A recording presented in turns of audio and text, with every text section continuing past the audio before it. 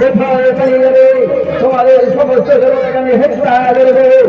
এদিকে কার্তিক গণেশ দু ভাই চললেন রণক্ষেত্রের মাঝে মহিষাসুরের সঙ্গে যুদ্ধ করবার জন্য।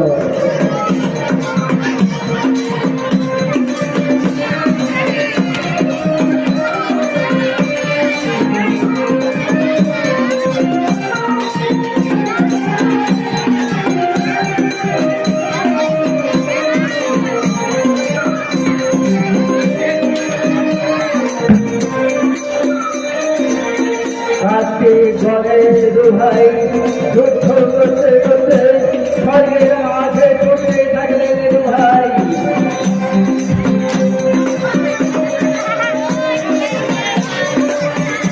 পরাজয় স্বীকার করে দু ভাই চলে এলেন কার্তিক গণেশ।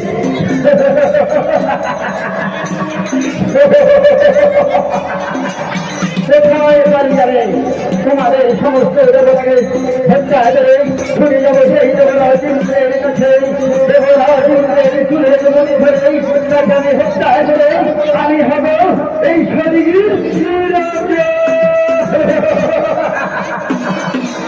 এই বলে মহিষাসুর ছুটতে থাকলেন স্বর্গের মাঝে। এদিকে দেবাদিদেব যদি দশভূজাকে না দেখতে পেয়ে দেবাদিদেব ধীরে ধীরে কৈলাস পর্বতে এক যোগে বসলেন গিয়ে দেবাদিদেব।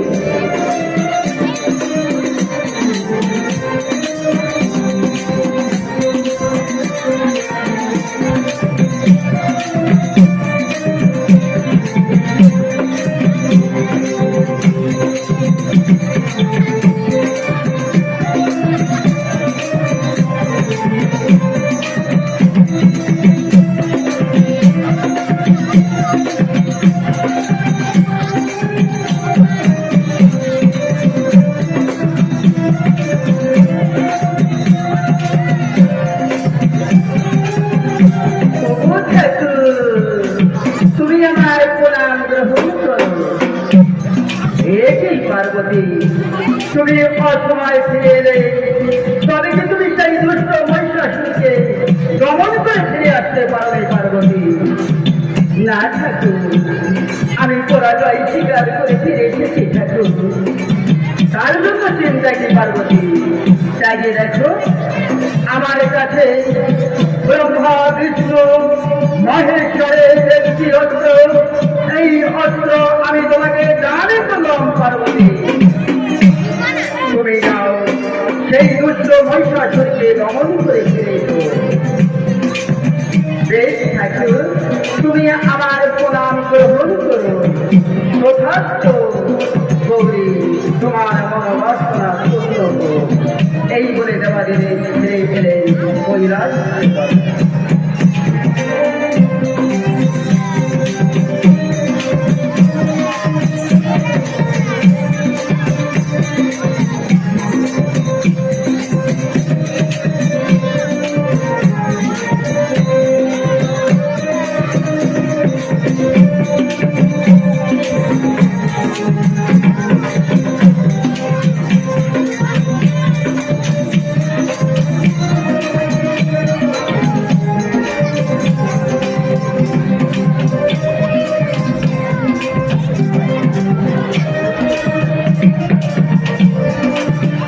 এদিকে মহিষাসুর স্বর্গের মাঝে ছুটতে থাকলেন সমস্ত দেবতাকে হত্যা করবার জন্য।